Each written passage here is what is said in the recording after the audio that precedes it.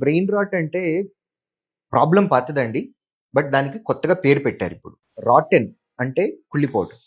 Brain rot అంటే మనం బ్రెయిన్‌కి సరైనటువంటి పని చెప్పక, అది ఎక్కువ ఆలోచించే స్థాయిలోకి తీసుకెళ్ళక, ఆ బ్రెయిన్ కుళ్ళిపోయే స్టేజ్‌కి మనం తీసుకెళ్తున్నాము అనేది అర్థం.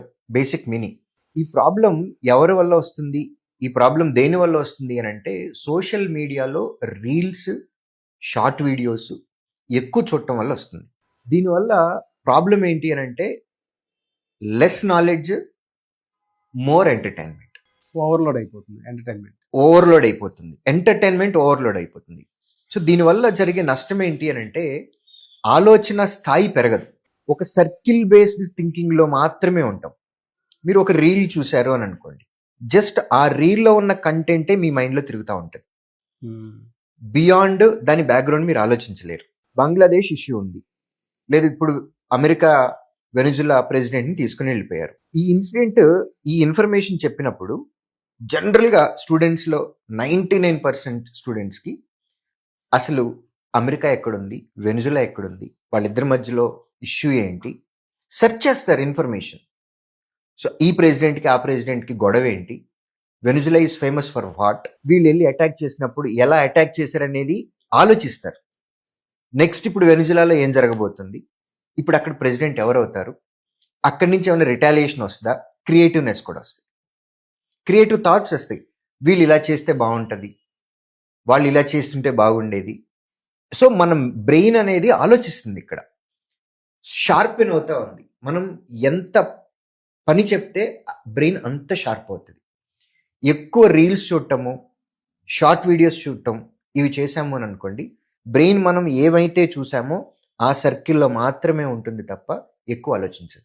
దీనివల్ల ఈ బ్రెయిన్ రాట్ సిచ్యుయేషన్ వచ్చి ఎక్కువ ఆలోచించి మనం ఎఫిషియెంట్గా మనం పనిచేయలేం. ఓకే. సో ఈ లక్షణాలు ఎలా ఉంటాయి అంటే, వీళ్ళు సోషల్ అవ్వలేరు, నలుగురితో కలవలేరు, నలుగురితో మాట్లాడలేరు, బయటకు వెళ్ళి ఓపెన్గా ఫిజికల్ గేమ్స్ ఆడలేరు. నలుగురిలో కూర్చున్నా సరే ఫోన్లో ఎక్కువ టెక్స్ట్ చేయటం కానివ్వండి, రీల్స్ చూడటం కానివ్వండి, కాన్వర్జేషన్ మెజారిటీ, స్క్రీన్ టైం ఎక్కువ ఉంటుంది వాళ్ళకి. గేమ్స్ ఆడాలి, గేమ్ ఆడాలి అని అన్నా సరే మొబైల్లోనే ఆడతారు. So face to face interaction కంటే వాళ్ళకి డేలో స్క్రీన్ టైం చాలా ఎక్కువ ఉంటుంది. దీనివల్ల మెమరీ లాస్ అనేది ఎక్కువ. నష్టాలు మనం గుర్తుపెట్టుకోలేం. ఫోన్ నెంబర్లు మర్చిపోతాం. Forget about friends and relatives. మన ఓన్ ఫ్యామిలీలో ఉన్నటువంటి వాళ్ళ ఫోన్ నెంబర్లు కూడా మనం గుర్తుపెట్టుకోలేం. ఈ మొబైల్స్ వచ్చిన తర్వాత జరిగిన నష్టాలు ఇది కూడా ఒకటి. నాగరాజు గారు, మీరు ప్లస్ చూసేటటువంటి వ్యూవర్స్కి అడుగుతున్నాను, మీలో ఎంతమంది మీ ఫ్యామిలీ మెంబర్స్ యొక్క ఫోన్ నెంబర్లు గుర్తున్నాయి, వాళ్ళ యొక్క డేట్ ఆఫ్ బర్త్లు గుర్తున్నాయి, వాళ్ళ యొక్క మ్యారేజ్ డేస్ గుర్తున్నాయి? కమెంట్ బాక్స్లో కమెంట్ చేయమనండి. చాలా మంది ఆలోచిస్తూ ఉంటారు. ఇప్పుడు మొబైల్ ఫోన్స్ వచ్చిన తర్వాత జరిగిన నష్టాల్లో ఇదొక భారీ నష్టం. నేను సీరియస్గా చెప్తున్నాను. నేను చాలా ఫోన్ నెంబర్లు నేమ్ కాకుండా బై నంబర్ డైల్ చేస్తాను. అంటే మొబైల్స్ అనేవి black and white keypad mobiles వచ్చిన అప్పటి నుంచి నేను ఉన్నాను కాబట్టి నా జనరేషన్ చాలా వరకు నాకు నోటెడ్ అయి ఉన్నాయి. మొబైల్లో వచ్చిన తర్వాత అన్ని సేవ్ చేసుకుంటున్నాం ఇన్ఫర్మేషన్. సో దానివల్ల గ్రేట్ మెమరీ లాస్ ఉంటుంది. దీని ఎఫెక్ట్ ఎట్లా పడుతుంది అని అంటే, మెమరీ లాస్ ఉన్నప్పుడు ఇన్ఫర్మేషన్ గుర్తుండదు. మనకి ఏదైనా టాస్క్ ఇచ్చారు.